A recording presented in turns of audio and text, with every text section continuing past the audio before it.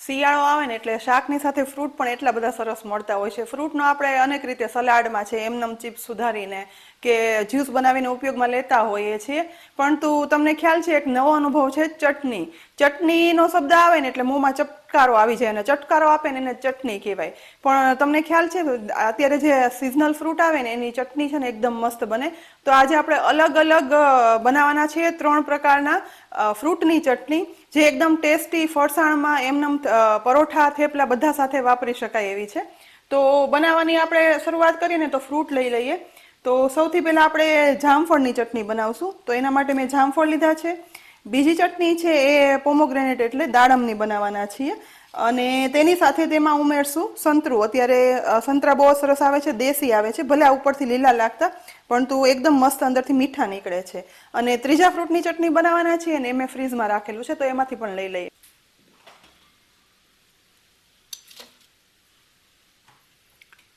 ત્રીજી ચટણી છે એ પાઇનેપલની બનાવશું, અને એ મેં સમારેલું તૈયાર જ લીધું છે. તો બનાવવાની શરૂઆત કરીએ. અલગ અલગ પ્રકારની ચટણીમાં સૌથી પહેલા આપણે જામફળની ચટણી બનાવવાના છીએ. તો તેના માટે અહીં મેં એક જામફળ લીધું છે. આ જામફળની બંને સાઈડ ચપ્પુ વડે અલગ કરી હવે ચપ્પુ વડે તેને નાના ટુકડામાં કટ કરી લેવાનું છે. જામફળ સફેદ લ્યો કે પછી લાલ લ્યો, પણ તો જામફળ છે ને તે અત્યારે બહુ મોટી સાઈઝના આવે છે ને તે સ્વાદે મોળા હોય છે.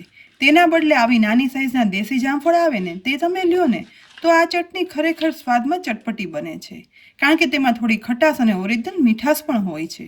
અહીં એક જામફળના ટુકડા કરી લીધા છે, તો તેની સાથે 2 તીખા લીલા મરચાં લઈશ અને તેને પણ નાના મોટા ટુકડામાં કટ કરી લઈશ. ચટણી છે ને તે હંમેશા તીખી જ હોય, માટે જ મરચાં ઉમેરવા જરૂરી છે. તો 2 તીખા લીલા મરચાંના ટુકડા થઈ જાય ને પછી અડધો ઇંચ આદુને લઈ તેના પણ મોટા ટુકડા કરી લેવાના છે. એ પછી વધારે પ્રમાણમાં એટલે કે 25 ગ્રામથી થોડી વધારે કોથમીર લઈ પાણીથી ધોઈ સાફ કરી લીધી હતી, તો તેને રફલી ચોપ કરી લઈશ. તેની સાથે જ ફુદીનાની 2 થી 3 દાંડી લઈ એ પછી તેના પાન છે ને તે દાંડીથી અલગ કરી અને ઉપયોગમાં લેવાના છે. અહીં આ ચટણીમાં ધ્યાન ખાસ એ રાખવાનું કે ક્યાંય પણ ફુદીનાની દાંડી ના આવી જાય, નહીતર આ ચટણીનો સ્વાદ છે ને તે તુરાસ પડતો કડવો થઈ જશે. બસ બધું ફોલાઈ સમારાઈ તૈયાર થઈ ગયું છે. એ પછી મિક્સરના ચટણીનો જારમાં ટુકડા કરેલા જામફળ, મરચાં અને આદુ ઉમેરી દઈશ. સાથે જ સમારેલી રફલી ચોપ કોથમીર અને ફુદીનાના પાન પણ ઉમેરી દેવાના. હવે મસાલામાં બાઇન્ડિંગ એજન્ટ તરીકે આજે આપણે તલનો ઉપયોગ કરશું, જેથી આ ચટણીનો એક અલગ જ ટેસ્ટ આવે. 3/4 ટીસ્પૂન સફેદ તલ લઈ તે ઉમેરી દીધા. તેની સાથે અડધી ટીસ્પૂન જીરું ઉમેરીશ અને અડધી ટીસ્પૂન મીઠું ઉમેરવાનું.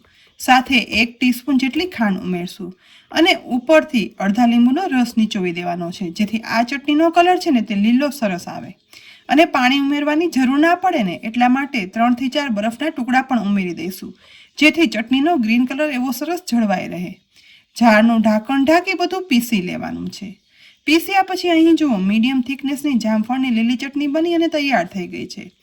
આ ચટણી બનાવી અને 1 વીક સુધી ફ્રીઝમાં સાચવી શકાય છે.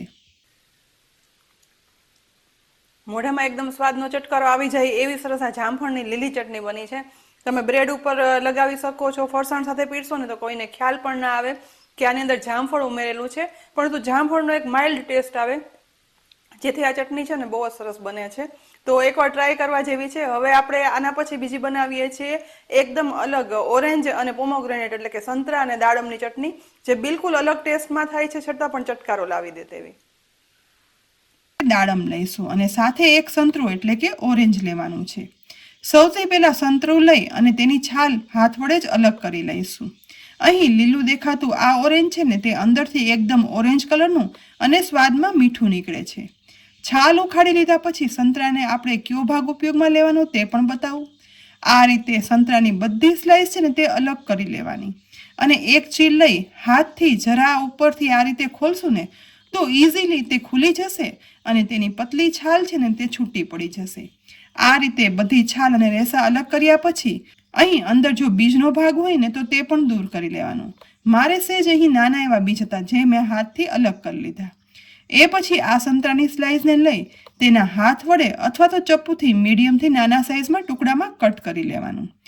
આ ચટણી બનાવવા માટે આપણે સંતરાની સ્લાઇસ છે ને તેનો આ રીતે નાના ટુકડા કરીને જ ઉપયોગ કરશું. હવે હું તમને દાડમ પણ બતાવી દઉં. દાડમ નોર્મલી ખોલવામાં દાણા કાઢવામાં તકલીફ આવે છે કે પછી ખોલવા સમયે દાણાનો રસ નીકળી જતો હોય છે. તો આજે તમને એકદમ સહેલી રીત બતાવું જેથી દાડમના દાણા અલગ થઈ જશે. તો પહેલાં આ રીતે દાડમ લઈ તેની ઉપરનો ભાગ છે ને તે ચપ્પુ વડે અલગ કાઢી લેવાનો. એ પછી ઉપરથી સહેજ જેવી છાલ અલગ કરતા દાડમની અંદર દાણાની વચ્ચે એક પછી એક એમ 4 છાલના લેયર જોવા મળે છે. જ્યાં દાડમની છાલનું લેયર દેખાય ને બસ ત્યાંથી જ ચપ્પુ વડે ફક્ત છાલના ઉપરના ભાગમાં લાગે ને તેઓ દાડમમાં 3/4 સુધી કટ લગાવવાનો છે. એ રીતે ટોટલ 4 કટ લગાવ્યા પછી કટથી દાડમના ટુકડા કરવાના અને ખોલવાનું. એકદમ સરસ દાડમ ખુલી જશે, ટુકડા થઈ જશે અને એક પણ દાણાનું પાણી નહીં નીકળે અને વેસ્ટ નહીં જાય. અને પરફેક્ટ દાડમ ખુલી જશે ને એ પછી હાથ વડે દરેક ટુકડામાંથી દાણા છે ને તે અલગ કાઢી લેવાના. આ દાડમ ફોલવાની એકદમ સરળ રીત છે. જરા પણ દાણા બગડશે નહીં, પાણી નહીં નીકળે. તમે દુકાનવાળાને ત્યાં જાઓ ને તો આ જ રીતે દાડમ સમારી અને ખુલ્લા કરી રાખતા હોય છે ને દાડમ સમારવાની એકદમ સહેલી ટ્રીક. અહીં મેં 1 કપ સંતરાના ટુકડા અને 1 કપ દાડમના દાણા કરી અને અલગ રાખ્યા છે. તો બનાવવાની શરૂઆત દાડમના દાણાને લઈ મિક્સરના જારમાં ઉમેરી દેવાના. હવે જારનું ઢાંકણ ઢાંકી એકદમ સરસ પીસી લેવાના. પીસ્યા પછી એક બાઉલ લઈ તેની પર ગળણી રાખી બનેલો દાડમનો રસ છે ને તે ગાળી લેવાનો છે. જેનાથી શું થશે કે દાડમના દાણા હોય ને તે ગળાઈ જશે, તેનો વચ્ચેનો કડક ભાગ અલગ રહી જશે અને નીચે આપણને સ્મૂધ રસ મળશે.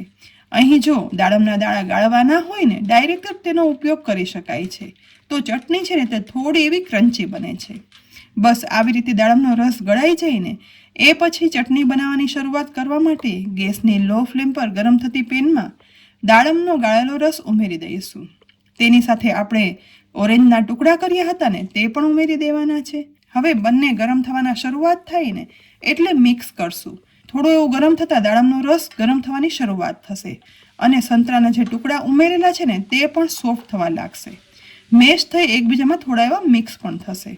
બસ મિક્સ થઈ સોફ્ટ થવા લાગે ને એટલે આ સમયે તેની અંદર 1 ટીસ્પૂન જેટલી ખાંડ ઉમેરી દેવાની છે.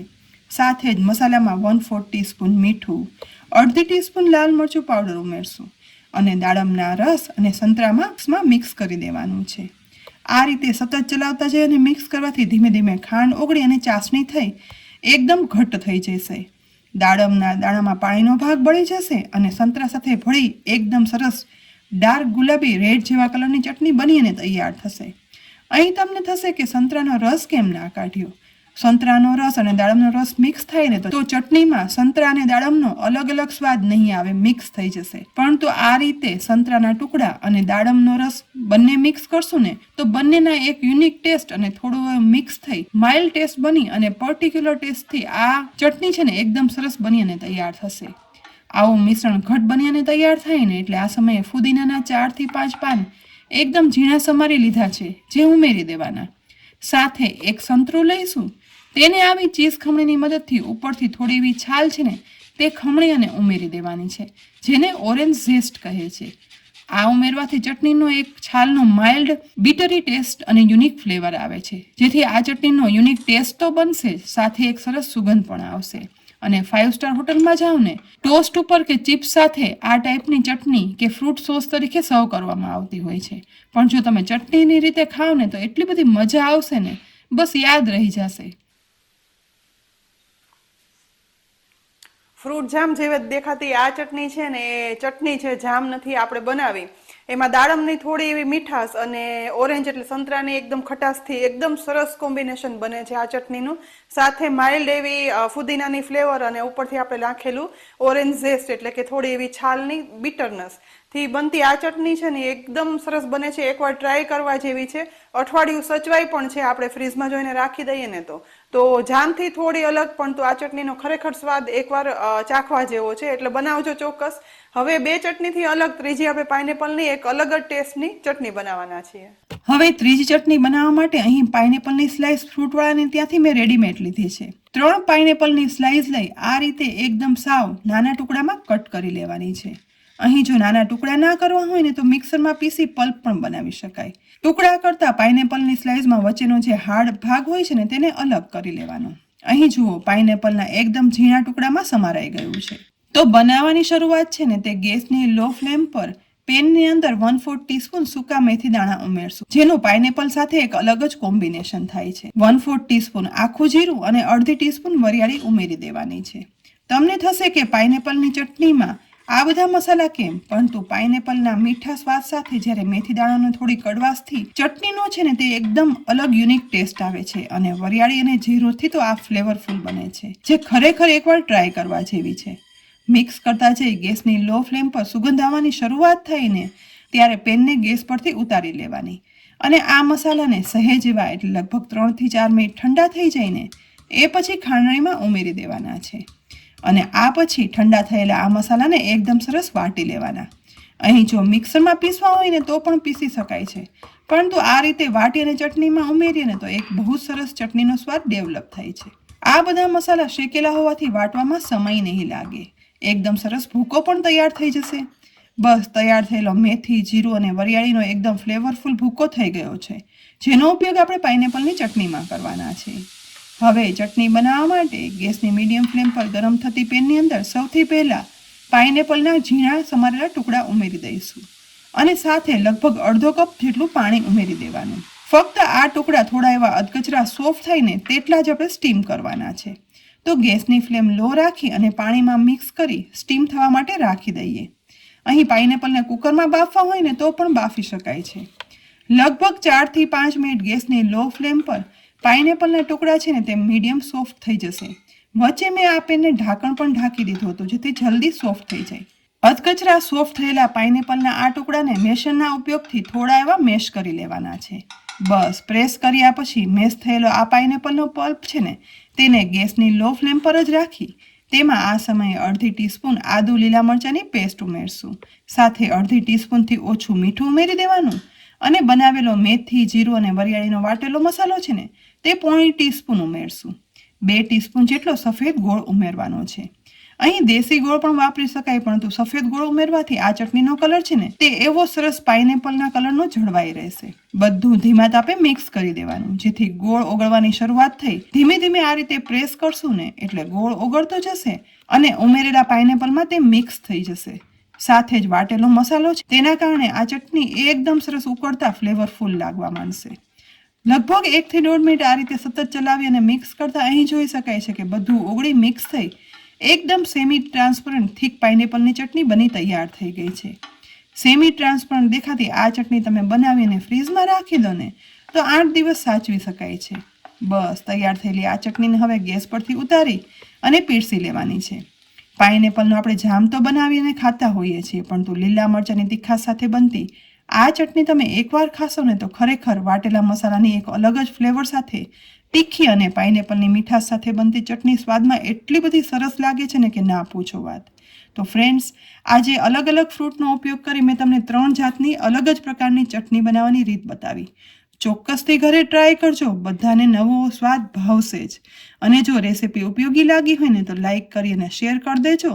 સાથે જ અમારી યુટ્યુબ ચેનલ સબસ્ક્રાઇબ કરી લેજો, જેથી અને અમારા ફેસબુક પેજને લાઇક કરી અને ફોલો કરજો, જેથી આવી અનેક યુનિક રેસીપીના અપડેટ્સ તમને તરત જ મળે.